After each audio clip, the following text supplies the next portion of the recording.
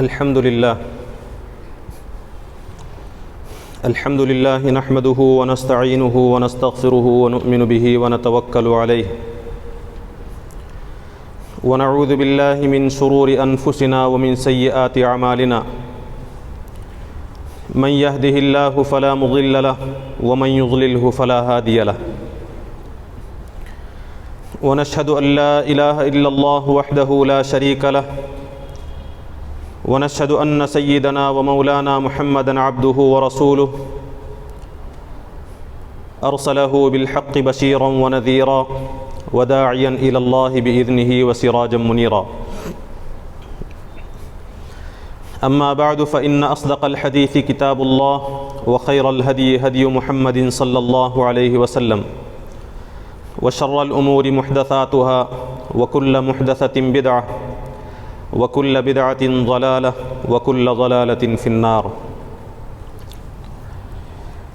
أعوذ بالله من الشيطان الرجيم بسم الله الرحمن الرحيم يا أيها الذين آمنوا قوا أنفسكم وأهليكم نارا صدق الله العظيم قال النبي صلى الله عليه وسلم ألا كلكم راع وكلكم مسؤول عن رعيته او كما قال عليه الصلاة والسلام۔ قابل احترام معزز بزرگوں، محترم نوجوان دوستوں اور بھائیوں، سورہ تحریم کی 6 آیت کا پہلا ٹکڑا میں نے آپ کے سامنے پیش کیا ہے، جس میں اللہ تبارک و تعالی نے مجھے اور آپ کو اور تمام اہل ایمان کو خطاب کرتے ہوئے یہ ہدایت دی ہے کہ اپنے آپ کو بھی جہنم کی آگ سے بچاؤ اور اپنے اہل کو، اپنی ازواج کو، اپنی اولاد کو جہنم کی آگ سے بچانے کی کوشش کرو۔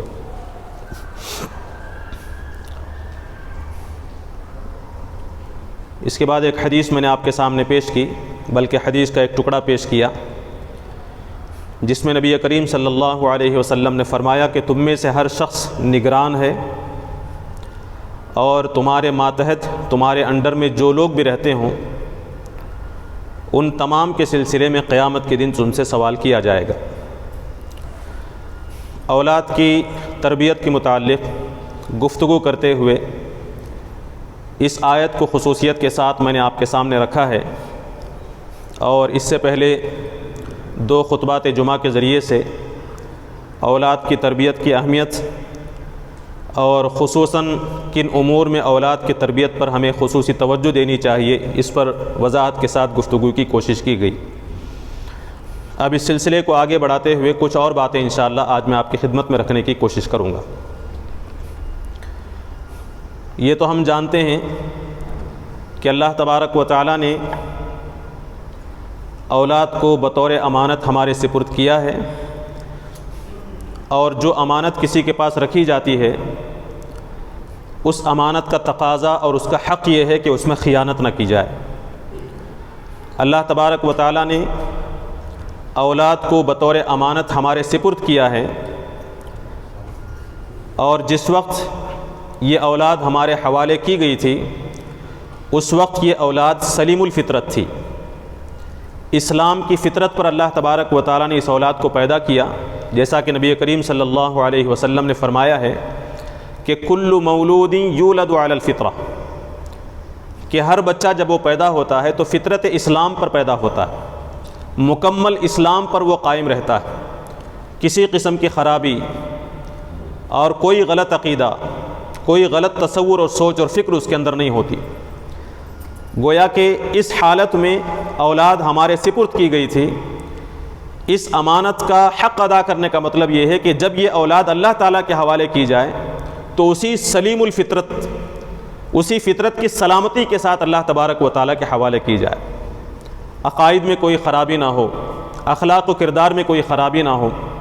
جس طرح وہ پیدائش کے وقت دین اسلام پر تھا، اسی طرح جب اس کا انتقال ہو، اس کی وفات ہو، تو وہ دین اسلام پر قائم ہو۔ اس حیثیت سے اس حالت میں اگر ہم اپنی اولاد کو اللہ تعالیٰ کے حوالے کرتے ہیں تو گویا کہ ہم نے اللہ تعالیٰ کی دی ہوئی امانت کا حق ادا کیا۔ محترم حاضرین کرام، ہم خود اپنے سلسلے میں یہ چاہتے ہیں اور اپنی اولاد کے سلسلے میں یہ چاہتے ہیں کہ معاشرے میں ہمیں ایک اونچا مقام اور مرتبہ ملے، ہماری قدر کی جائے، ہمیں عزت اور قدر اور احترام کی نگاہ سے دیکھا جائے۔ اسی طرح ہم اپنی اولاد کے سلسلے میں بھی یہ چاہتے ہیں کہ اولاد کی معاشرے میں عزت ہو، احترام ہو، اور ہماری دلی تمنا یہ ہوتی ہے کہ یہ عزت اور احترام میدان حشر میں بھی ہمیں اور اولاد کو حاصل ہو۔ دین اسلام یہ بتاتا ہے کہ کسی شخص کی کوئی قدر اگر متعین ہو سکتی ہے تو وہ اس کے اخلاق کے نتیجے میں متعین ہو سکتی ہے۔ انسان کس اخلاق اور کس کردار کا مالک ہے، کس کیریکٹر سے وہ متصف ہے، یہ چیز ڈیسائیڈ کرتی ہے، یہ چیز طے کرتی ہے کہ وہ کس مقام اور مرتبے کا حقدار ہے۔ اسلام جس نے انسان کو مکرم بنایا، قابل احترام بنایا، وہ اسلام یہ چاہتا ہے کہ یہ انسان اپنے قابل احترام مقام اور مرتبے کو حاصل کرے، اور وہی اسلام یہ بتاتا ہے کہ یہ اسی وقت ممکن ہے جب انسان حسن اخلاق کو اختیار کرنے والا، جب انسان کے اخلاق اور کردار کے اندر حسن پیدا ہوتا ہے، خوبیاں پیدا ہوتی ہیں، اچھے اخلاق سے انسان میں اور آپ متصف ہوں گے، تب کہیں جا کر دنیا اور آخرت میں اس کا ایک مقام، خصوصی مقام اور مرتبہ اسے حاصل ہو سکتا ہے۔ چنانچہ آپ دیکھیں، حسن اخلاق کو دین اسلام میں انتہائی اہمیت دی گئی۔ اولاد کی تربیت کرتے ہوئے اگر ہم یہ چاہتے ہیں کہ ہماری اولاد ایک مقام اور مرتبے کو حاصل کرے، ایک اونچا مقام، عزت کا مقام حاصل کرے، تو ہمارے لیے ناممکن ہے کہ ہم حسن اخلاق کو نظر انداز کر جائیں۔ حسن اخلاق کے بغیر ہم اپنی اولاد کو عزت کا مقام اور مرتبہ نہیں دے سکتے۔ اس لیے اولاد کی تربیت اگر ہم کرنا چاہتے ہیں تو اس اولاد پر حسن اخلاق کو پیش نظر رکھتے ہوئے اس اولاد پر توجہ دینا انتہائی ضروری ہے۔ قرآن مجید میں آپ دیکھیں، تربیت کی بات اگر کہی گئی ہو، شخصیت سازی کی بات کہی گئی ہو، انبیاء علیہ السلام کی تعلیمات پر اگر آپ نظر دوڑا کر دیکھیں تو معلوم ہوگا انبیاء علیہ السلام کی تعلیمات میں بھی اخلاق کو، حسن اخلاق کو پریارٹی حاصل تھی، ترجیح حاصل تھی۔ حضرت لقمان علیہ السلام کی نصیحتیں سورہ لقمان کے اندر موجود ہیں۔ ان نصیحتوں میں دیکھیں حضرت لقمان علیہ السلام خصوصیت کے ساتھ اپنے اولاد کو حسن اخلاق کی تربیت دیتے ہوئے نظر آتے ہیں۔ نبی کریم صلی اللہ علیہ وسلم کا ذکر اولاد کی تربیت کے معاملے میں اس سے پہلے آپ کے سامنے آیا۔ میں نے یہ بات آپ کے سامنے واضح کی تھی کہ اپنی اولاد کے اندر نبی کریم صلی اللہ علیہ وسلم سے محبت کا جذبہ بیدار کیا جائے، اور حضور سے محبت کا تقاضا یہ بتایا گیا تھا کہ آپ صلی اللہ علیہ وسلم کی اطاعت کی جائے۔ نبی کریم صلی اللہ علیہ وسلم کے بارے میں قرآن مجید میں آتا ہے کہ اِنَّكَ لَعَلَىٰ خُلُقٍ عَظِيمٍ، آپ صلی اللہ علیہ وسلم اخلاق کے عظیم مرتبے پر فائز تھے۔ اور نبی کریم صلی اللہ علیہ وسلم خود فرماتے ہیں کہ انما بعثت لأتمم مکارم الاخلاق، مجھے جو دنیا میں بھیجا گیا ہے وہ اس لیے بھیجا گیا ہے کہ میں حسن اخلاق کی تکمیل کروں۔ حسن اخلاق کی تکمیل کا مطلب یہ ہے کہ اپنے عمل سے بھی بتاؤں کہ اخلاق کا اعلیٰ کردار کیا ہے، اور خود اپنی امت کے اندر وہ اخلاق اور کردار پیدا کرنے کی کوشش کروں، اس لیے مجھے اس دنیا کے اندر بھیجا گیا۔ لہٰذا اولاد کی تربیت کرتے ہوئے نبی کریم صلی اللہ علیہ وسلم سے محبت کا جذبہ بیدار کرتے ہوئے یہ انتہائی ضروری ہے کہ ہم اپنے اولاد کے اندر اخلاقی تربیت پیدا کرنے کی کوشش کریں، اخلاقی خوبی پیدا کرنے کی کوشش کریں۔ نبی کریم صلی اللہ علیہ وسلم کے احادیث کو اس معاملے میں ذہن میں رکھیں۔ نبی کریم صلی اللہ علیہ وسلم فرماتے ہیں کہ کسی شخص کا ایمان کامل درجے پر پہنچ ہی نہیں سکتا اگر وہ اخلاق کی طرف توجہ نہ کرے۔ نبی کریم صلی اللہ علیہ وسلم نے فرمایا کہ اکمل المؤمنین ایمانا، تمام مومنوں میں ایمان کے اعتبار سے سب سے کامل وہ ہے احسنہم اخلاقا، جو ان میں اخلاق کے اعتبار سے سب سے اچھا۔ ہم اپنے اولاد کو سب سے بہتر بنانا چاہتے ہیں، اپنے اولاد کے ایمان کو مکمل کرنا چاہتے ہیں، تو ان کی اخلاقی تربیت انتہائی ضروری ہے، حسن اخلاق ان کے اندر پیدا کی جائے۔ حسن اخلاق کے بغیر ہماری اولاد کا ایمان مکمل نہیں ہو سکتا۔ نبی کریم صلی اللہ علیہ وسلم نے فرمایا کہ ان من احبکم، بلا شبہ تم میں سب سے زیادہ محبوب مجھے وہ ہے۔ تم میں سب سے زیادہ پسندیدہ یعنی میں جسے پسند کرتا ہوں وہ شخص ہے احسنکم اخلاقا، جو تم میں اخلاق کے اعتبار سے بہت اچھا ہو۔ کیا مطلب یہ کہ جس کے اخلاق اچھے ہوں وہ نبی کا محبوب ہے۔ ہم نبی سے محبت کرتے ہیں، حضور صلی اللہ علیہ وسلم فرماتے ہیں کہ تمہارے اخلاق اگر اچھے ہوں تو نبی تم سے محبت کریں گے۔ اور نبی کریم صلی اللہ علیہ وسلم نے یہ بھی فرمایا کہ ان من احبکم واقربکم الی منی مجلسا یوم القیامہ، قیامت کے دن تم میں مجھ سے سب سے زیادہ قریب وہ ہوگا اور میرے یعنی تم میں سب سے زیادہ محبوب وہ ہوگا، اور سب سے زیادہ قریب جو مجھ سے بیٹھا ہوا ہوگا وہ کون ہوگا؟ احاسنکم اخلاقا، جو تم میں اخلاق کے اعتبار سے سب سے بہتر ہوں۔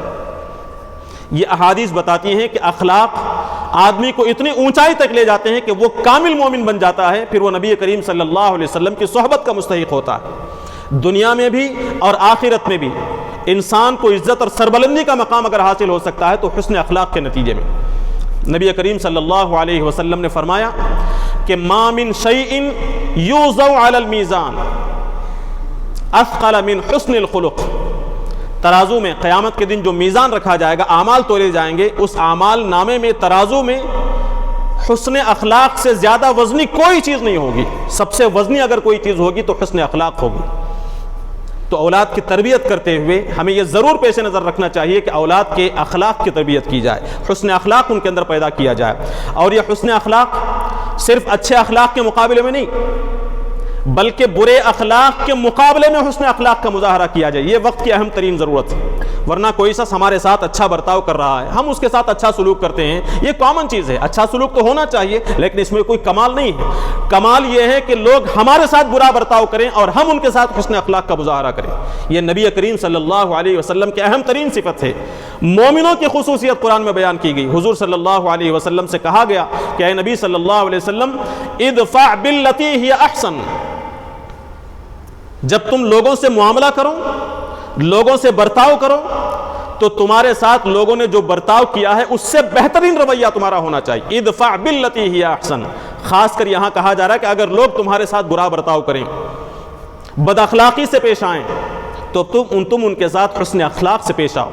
برائی کا بدلہ بھلائی سے دینے کی جو خصوصیت ہے یہ انبیاء علیہ الصلوۃ والسلام کی اور اہل ایمان کی صفت ہے۔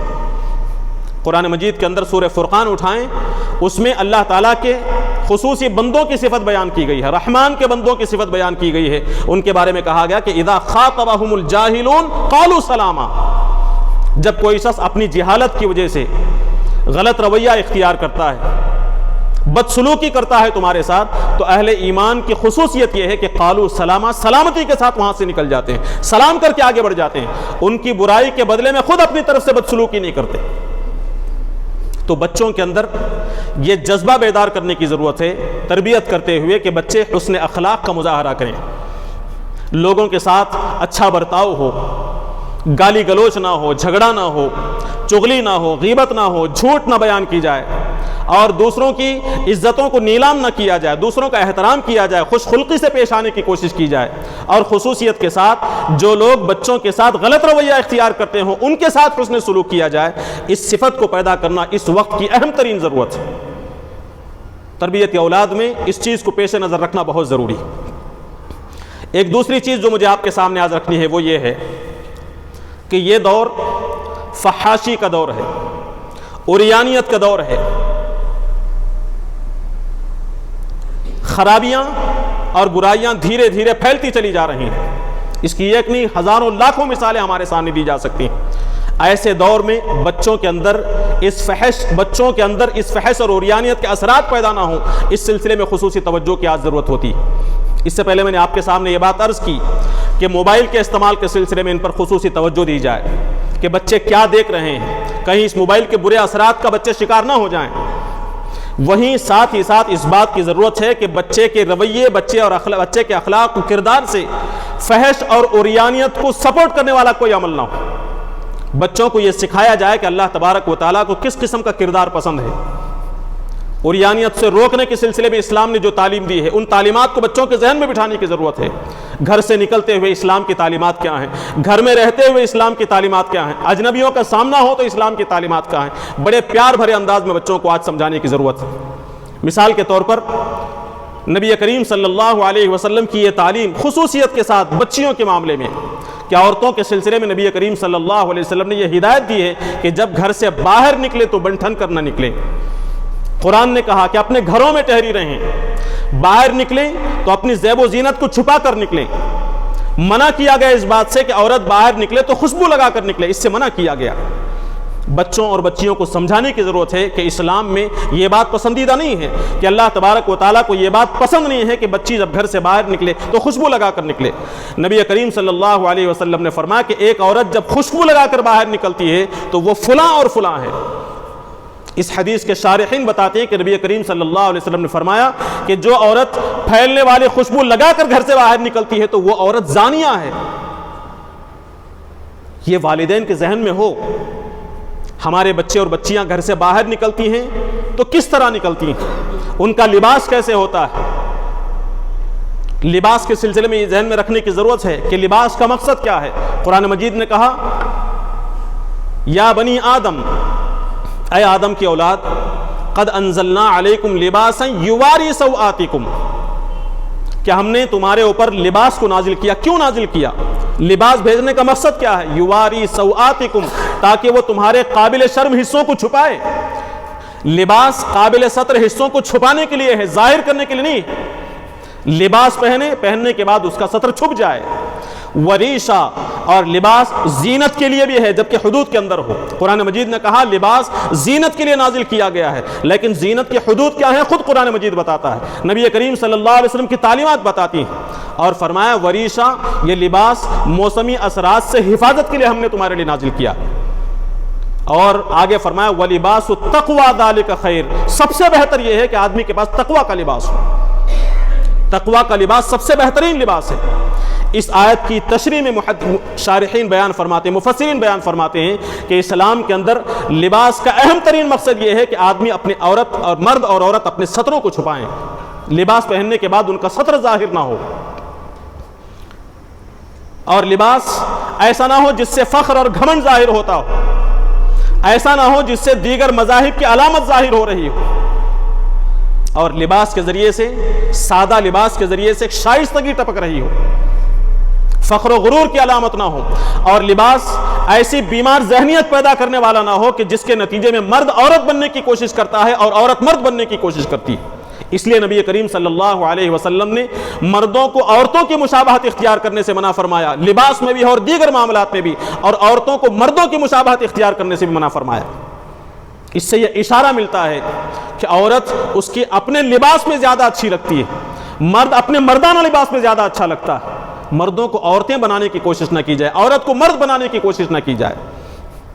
لباس کے سلسلے میں نبی کریم صلی اللہ علیہ وسلم نے فرمایا کہ باہر جاتے ہوئے عورت کو کس طرح نکلنا چاہیے.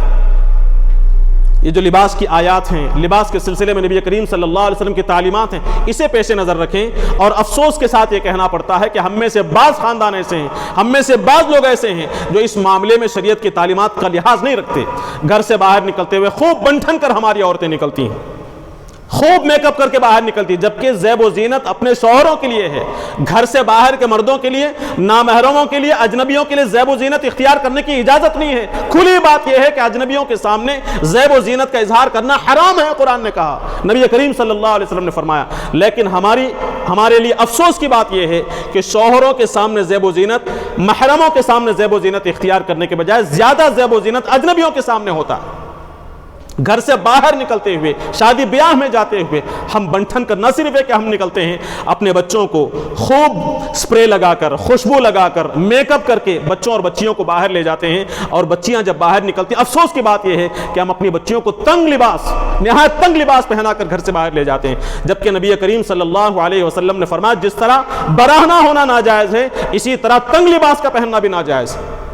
نبی کریم صلی اللہ علیہ وسلم نے فرمایا کہ نساءن, ایسی عورتیں, کاسیاتن, جو لباس پہنی ہوئی ہوں, عاریاتن, پھر بھی براہنہ ہوں, پھر بھی ننگی ہوں. مطلب یہ ہے کہ بعض لباس ایسے بھی ہوتے ہیں جو پورے بدن کو ڈھانکے ہوئے ہوں لیکن پھر بھی عورت ننگی نظر آ رہی ہو. کون سا لباس؟ جس لباس سے بدن ظاہر ہو رہا ہو, یا پھر اتنا تنگ ہو کہ بدن کے اعضاء نمایاں ہو رہے ہوں. نبی کریم صلی اللہ علیہ وسلم نے فرمایا ایسی عورتیں جو لباس پہن کر بھی ننگی رہتی ہیں, مائلاتن ممیلاتن, اپنے زیب و زینت کے ذریعے، اپنے میک اپ کے ذریعے، اپنے زیورات کے ذریعے، اپنے لباس کے ذریعے سے خود بھی دوسروں کی طرف مائل ہوتی ہیں اور دوسروں کو اپنی طرف اٹریکٹ کرتی ہیں۔ نبی کریم صلی اللہ علیہ وسلم کے الفاظ ہیں یہ، مائلاتن، خود دوسروں کی طرف اٹریکٹ ہوتی ہیں، ممیلاتن، دوسروں کو اپنی طرف مائل کرتی ہیں۔ حضور صلی اللہ علیہ وسلم نے فرمایا لا يدخلن الجنہ، ایسی عورتیں جنت میں داخل نہیں ہوں گی، ولا یجدن ریحھا، اور جنت کی خوشبو بھی نہیں پا سکیں گی جبکہ جنت کی خوشبو اتنی دور سے آ رہی ہوگی۔ اس سے کیا معلوم ہوتا ہے؟ خاص کر ان لوگوں کو غور کرنا چاہیے، ہم اپنے گھر میں، میں اپنے گھر میں، آپ اپنے گھر میں جھانک کر دیکھیں اپنے بچوں اور بچیوں کو کیسا لباس ہم پہنا رہے ہیں۔ گھر میں رہتے ہوئے، گھر سے باہر جاتے ہوئے خوشبو لگا کر نکالنا نبی کریم صلی اللہ علیہ وسلم کی تعلیم کے خلاف، بدن سے چپکا ہوا لباس پہنانا، تنگ لباس پہنانا۔ اور یہ چیز یاد رکھیں، صرف گھر سے باہر نکلنے میں ہی اس کی پابندی نہیں ہے، اس کی پابندی، اس کا اہتمام تو گھر کے اندر بھی ہونا چاہیے۔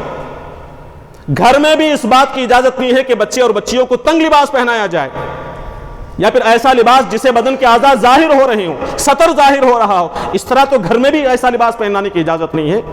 سطر کا کھلنا صرف شوہر کے سامنے جائز ہے، محرم مردوں کے سامنے بھی سطر کھولنے کی اجازت نہیں ہے۔ گھروں کے اندر جو محرم ہیں ان کے سامنے چہرہ کھولنے کی اجازت ہے، چہرے کا زینت ظاہر کرنے کی اجازت ہے، ہاتھ کھولنے کی اجازت ہے، قدم کھولنے کی اجازت ہے، اور اس کے علاوہ بقیہ جسم کا کوئی حصہ بھائیوں کے سامنے بھی، باپ کے سامنے بھی اور دیگر محرم رشتہ داروں کے سامنے بھی کھولنے کی اجازت نہیں ہے۔ لہذا تنگ لباس سے ممانعت جو ہے وہ صرف گھر کے باہر نہیں، گھر کے اندر بھی ہے۔ اپنا جائزہ لے کر دیکھیں اور نبی کریم صلی اللہ علیہ وسلم کی تعلیمات کو دیکھیں۔ یہ چیزیں ابتدائی سے، جبکہ بچے چھوٹے ہوں، بچیاں چھوٹی ہوں، اسی وقت سے اس قسم کی تربیت ضروری ہے۔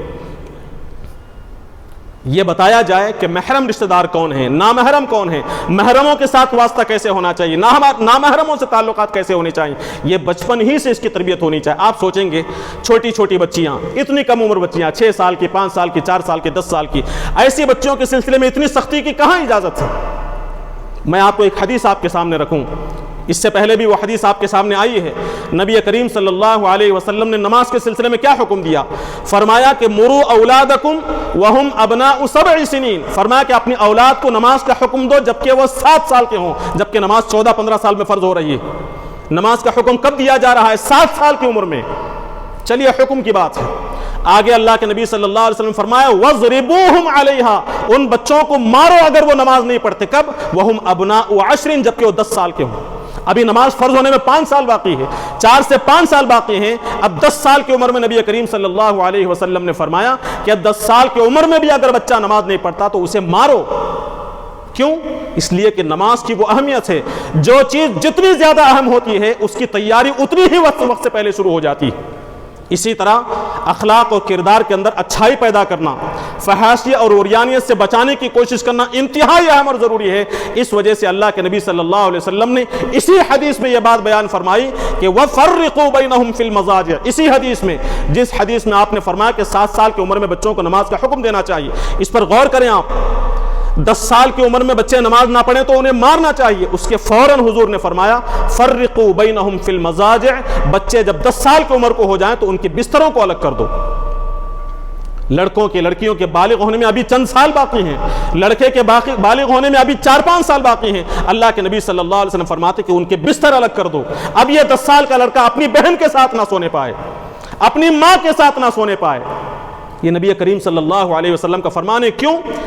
اس لیے کہ اس کی وہ اہمیت ہے، اس سے خرابیاں پیدا ہو سکتی ہیں، اس کی خرابی کا، اس کی برائی کا احساس پہلے ہی سے بچے کے اندر پیدا ہو جائے، اس لیے نبی کریم صلی اللہ علیہ وسلم وقت سے پہلے اس کی تاکید فرماتے ہیں۔ اس لیے یہ نہ سوچیں کہ بچیاں ابھی چھوٹی ہیں، کیا اتنی سختی کی ضرورت ہے؟ سختی کی ضرورت ہے۔ اب اگر آپ اس کا اہتمام نہیں کریں گے تو ایک وقت آئے گا کہ بچیاں آپ کے ہاتھ سے نکل جائیں گی، پھر آپ کی بات سننے کے لیے تیار نہیں ہوں گی۔ تو فحاشی اور عریانیت کے اس دور میں ضرورت اس بات کی ہے کہ بچوں کے لباس کے سلسلے میں محرموں سے، نامحرموں سے میل جول اور ان سے ملاقات، ان سے گفتگو، ان سے ہنسی مذاق اور ان کی بے تکلفی کے معاملے میں اسلام کی جو تعلیمات ہے اس کا سختی کے ساتھ لحاظ رکھا جائے۔ آج تیسری اور آخری بات جو مجھے آپ کے سامنے عرض کرنی ہے وہ یہ ہے کہ بچوں کے اندر اکل حلال کی اہمیت پیدا کیجیے۔ بچے جبکہ ابھی چھوٹے ہیں، ابھی سے ان کے اندر یہ احساس پیدا کیجئے کہ جو چیز غلط ہے اسے ہمیں نہیں کرنا، جو حرام ہے اس کا ایک دانہ بھی ہمارے پیٹ میں نہ جانے پائے۔ نبی کریم صلی اللہ علیہ وسلم کی یہ حدیث بچوں کے ذہن میں بٹھائیے کہ طلب کسب الحلال فریضۃ بعد الفریضہ، کسب حلال، حلال کمانا، حلال چیز حاصل کرنا، حلال رزق حاصل کرنا، یہ ایک فرض کے بعد دوسرا فرض ہے. یعنی جس طرح نماز فرض ہے اس طرح اکل حلال بھی فرض ہے. یہ بچوں کو سمجھانا تو دور کی بات، پہلے ہمیں سمجھنے کی ضرورت ہے. جس طرح نماز کو اللہ تبارک و تعالی نے فرض کیا، نبی کریم صلی اللہ علیہ وسلم فرماتے ہیں کہ اسی طرح اکل حلال بھی فرض ہے، بلکہ آج کے دور میں اس سے بڑا فرض قرار دینا ضروری ہے اکل حلال کو، رزق حلال کو. کیوں؟ اس لیے کہ تقویٰ کی جو پہلی سیڑھی ہے وہ رزق حلال سے شروع ہوتی ہے. آدمی جو غذا کھاتا ہے فطری طور پر اس کے اثرات انسان کے دل و دماغ پر پڑتے ہیں، اس کے قلب پر، اس کے دماغ پر، اس کی سوچ پر، اس کے افکار پر اس غذا کے اثرات پڑتے ہیں. اگر پاکیزہ غذا ہم کھائیں گے، رزق حلال کھائیں گے، تو اس کے ذریعے سے ہماری نیتوں میں پاکیزگی پیدا ہوگی، ہمارے سوچ، ہمارے افکار اور ہمارے اخلاق میں پاکیزگی پیدا ہوگی. اگر غذا ناپاک ہو، غذا حرام ہو، طیب نہ ہو، تو اس کے نتیجے میں ہماری نیتیں پاکیزہ نہیں ہو سکتی، ہمارے اخلاق، ہماری سوچ، ہماری فکر پاکیزہ نہیں ہو سکتی، یہاں تک کہ دھیرے دھیرے خدا کی موجودگی کا احساس بھی ختم ہو جاتا ہے. اور جس انسان کے دل سے خدا کی موجودگی کا احساس ختم ہو گیا، پھر وہ انسان جو چاہے کر سکتا ہے، پھر اس کا جسم اس قابل نہیں رہتا کہ وہ جنت میں داخل. اسی لیے نبی کریم صلی اللہ علیہ وسلم نے فرمایا، ہمارے بچوں کو جو چہل احادیث سکھائی جاتی ہیں، ہو سکتا ہے ہمارے بچے کو یہ حدیث یاد ہو. نبی کریم صلی اللہ علیہ وسلم نے فرمایا کہ لا يدخل الجنت جسد غذی بالحرام، وہ جسم، وہ بدن جنت میں داخل نہیں ہوگا جو حرام غذا سے پلا ہو. بچوں کو بتائیں کہ آپ کے پیٹ میں اگر حرام کا کوئی لقمہ جاتا ہے، ناجائز کوئی لقمہ جاتا ہے، ناجائز دانہ جاتا ہے، تو اس کے ذریعے سے جو جسم بنے گا وہ جسم جنت کے قابل نہیں رہتا. بچوں کو سمجھایا جائے کہ چوری نہ کی جائے، راستے میں کوئی چیز پڑی ہوئی ہو تو اسے ہاتھ نہ لگائیں، کسی کے گھر میں جائے وہاں کوئی کھانے کی چیز پڑی ہو تو جب تک اس کی اجازت نہ مل جائے اسے ہاتھ نہ لگایا جائے. اپنے گھر میں بھی اپنے بھائی بہنوں کی چیزیں ان کی مرضی کے بغیر، ان کی اجازت کے بغیر نہ اٹھائیں. یہ بچوں کو ان کے انداز میں، ان کے لیول پر اتر کر انہیں سمجھانے کی ضرورت ہے، تاکہ ان کے دل میں یہ احساس پیدا ہو کہ جو چیز میری نہیں ہے پھر میرا اس پر حق نہیں ہے، جو چیز دوسروں کی ہے اس کی اجازت کے بغیر میں اسے نہیں لے سکتا، اسے ہاتھ نہیں لگا سکتی. یہ احساس بچوں کے اندر پیدا ہو. اس سے یہ بھی ضروری ہے کہ ہم خود حرام سے بچنے والے ہوں، خود حرام سے بچنے والے ہوں، خود ہمارے ذہن میں یہ احساس ہو کہ حرام کا ایک دانہ بھی میرے پیٹ میں اور میری اولاد کے پیٹ میں نہ جا سکے. یہ احساس ہوگا تو پھر اس معاملے میں اولاد کی تربیت ہو سکے گی. حضرت ابو بکر صدیق رضی اللہ عنہ کا ایک واقعہ میں آپ کے سامنے عرض کرتا ہوں.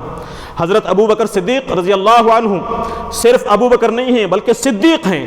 صدیق کا مقام اور مرتبہ کیوں نہ حاصل ہوا، اس واقعے سے آپ سمجھ سکتے ہیں. ان کا ایک ساتھی تھا، ایک نوجوان حضرت ابو بکر صدیق رضی اللہ عنہ کے پاس آتا ہے اور کوئی کھانے کی چیز تحفے میں دیتا ہے. حضرت ابو بکر صدیق رضی اللہ عنہ سے لیتے ہیں اور کھا لیتے ہیں. کھانے کے بعد وہ شخص معلوم کرتا ہے کہ اے ابو بکر، آپ نے معلوم نہیں کیا کہ یہ چیز کیا تھی، یہ میرے پاس کیسے آئی؟ تو حضرت ابو بکر خاموش ہو جاتے ہیں، رک جاتے ہیں تھوڑی دیر. تو پھر وہ شخص کہتا ہے کہ اے ابو بکر رضی اللہ عنہ، زمانے جاہلیت میں میں نے کسی کو غیب کا علم بتایا تھا، ہاتھ دیکھ کر یا پھر ستاروں کو دیکھ کر، جوتشی جیسے کرتے ہیں اس طرح میں نے کہانت کی تھی، غیب کی خبر بتائی تھی. آج اس نے مجھے تحفے میں یہ چیز دی ہے، یہ میں نے آپ کو پہنچائی. حضرت ابو بکر صدیق رضی اللہ عنہ نے دیکھا کہ کہانت چونکہ حرام ہے، کہانت سے ملنے والے آمدنی بھی حرام ہے، انہوں نے دیکھا کہ یہ حرام چیز میرے پیٹ کے اندر چلی گئی، تو انہوں نے تڑپ کر اٹھ کر کھڑے ہوئے اور باہر جا کر اپنے حلق میں انگلی ڈال کر وہ چیز باہر نکالنی شروع کر دی، قے کرنا شروع کر دیا. حالانکہ یاد رکھیں کہ جو چیز پیٹ کے اندر چلی گئی ہے، اس کے بعد احساس ہوا کہ یہ غلط ہے، تب ان کے لیے ضروری نہیں تھا کہ اسے قے کر دیا جائے، بے احتیاطی پر توبہ اور استغفار کافی تھا. لیکن حضرت ابو بکر صدیق رضی اللہ عنہ حلق میں انگلی ڈال کر قے کرنے کی کوشش کرتے ہیں. بڑی مشکل کے بعد وہ ساری چیز باہر آ جاتی ہے، مکمل قے کر دیتے ہیں.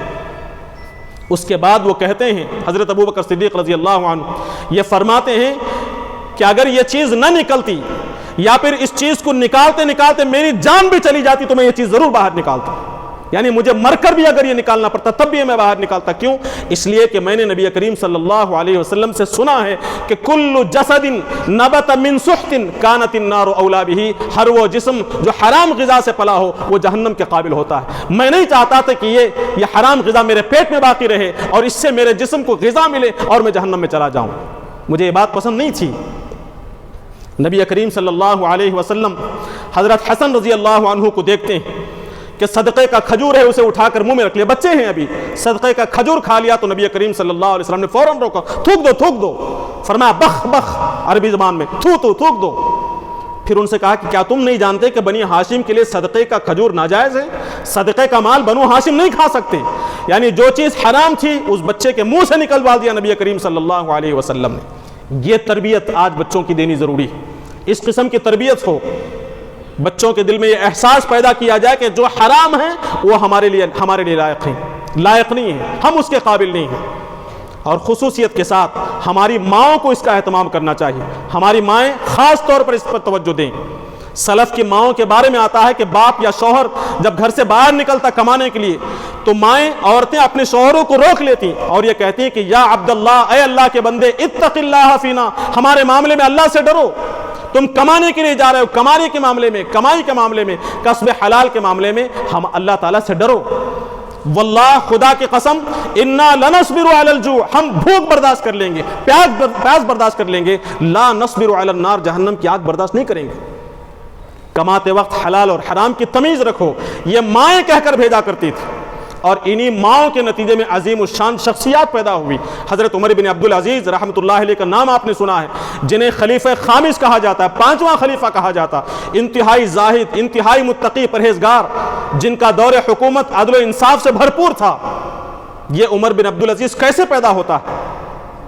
وہ واقعہ سنا آپ نے، حضرت عمر رضی اللہ عنہ گشت کر رہے ہیں اپنے غلام کے ساتھ، ایک گھر سے آواز آتی ہے، عورت کہہ رہی کہ بیٹا دودھ میں پانی ملا دینا، تو اس عورت کی بیٹی یہ کہتی ہے کہ ماں، امیر المؤمنین نے اعلان کیا ہے کہ دودھ میں پانی نہ ملایا جائے۔ تو اس ماں نے کہا تھا کہ بیٹی، امیر المؤمنین کہاں دیکھ رہے ہیں؟ کیا کیسے معلوم ہوگا امیر المؤمنین کو کہ ہم نے دودھ میں پانی ملایا؟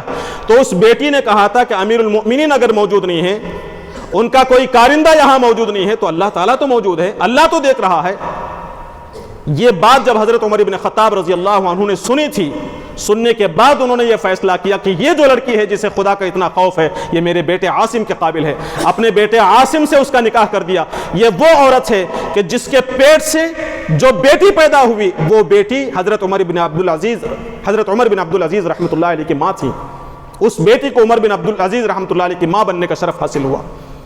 تو ایسی متقی پرہیزگار خواتین ہوتی ہیں تو ان کی اولاد سے عمر بن عبدالعزیز جیسے شخصیات پیدا ہوتی ہیں۔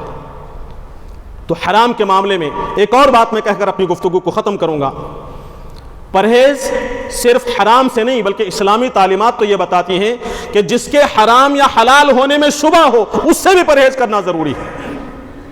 حرام ہے تو اس سے بچنا ہی ہے، لیکن جس کے حرام ہونے میں ابھی یقین نہیں ہے، ڈاؤٹ ہے کہ یہ حرام ہے یا حلال ہے، اسلامی تعلیمات یہ بتاتی ہیں کہ اس سے بھی بچنے کی کوشش کی جائے۔ حضرت عمر بن خطاب رضی اللہ عنہ نے فرمایا کہ ہم اپنے زمانے میں حرام سے بچنے کے لیے حلال کے 9 حصے چھوڑ دیا کرتے تھے۔ کیا مطلب یہ کہ کسی چیز کے سلسلے میں 90% ہمیں یقین ہے کہ یہ حلال ہے، لیکن 10% شبہ ہے کہ یہ حرام ہوگا، تو ہم نے اس 90% کو بھی چھوڑ دیا، یعنی پھر اسے استعمال نہیں کیا۔ تو معلوم یہ ہوا کہ جس میں ذرا سا بھی شک اور شبہ پیدا ہو تو اس سے بھی احتیاط کرنا اسلامی تعلیم ہے۔ نبی کریم صلی اللہ علیہ وسلم فرماتے ہیں کہ الحلال بین، حلال چیزیں واضح ہیں، والحرام بین، حرام بھی واضح ہے، لیکن بعض چیزیں ایسی ہیں جو ان دونوں کے درمیان میں ہیں، وبینہما مشتبہات، ان دونوں کے درمیان میں بعض چیزیں ڈاؤٹ فل ہیں جن کے بارے میں یہ بھی کہا جا سکتا ہے کہ حلال ہیں، لیکن بعض دلائل سے معلوم ہوتا ہے یہ حرام ہیں، جن کے حلال یا حرام ہونے میں شبہ ہو۔ نبی کریم صلی اللہ علیہ وسلم نے فرمایا فمن اتقى الشبہات، جو اس ڈاؤٹ فل چیز سے پرہیز کرتا ہے، استبرأ لدینہ وعرضہ، اس نے اپنی عزت کو بھی محفوظ کر لیا اور اپنے دین کو بھی محفوظ کر لیا۔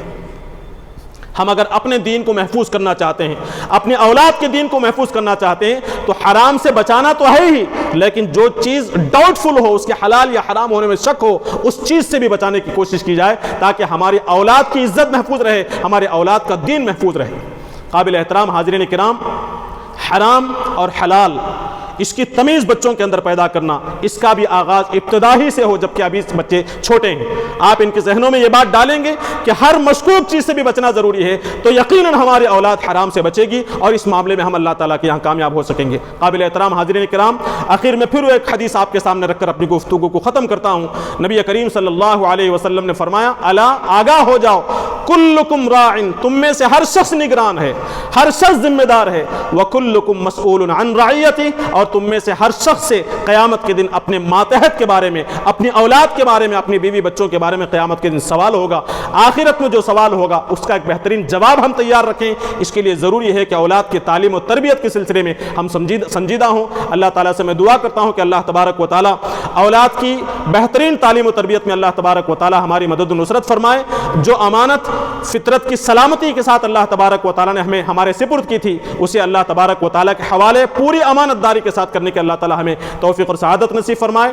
ربنا آتنا فی الدنیا حسنہ وفي الآخرة حسنة وقنا عذاب النار۔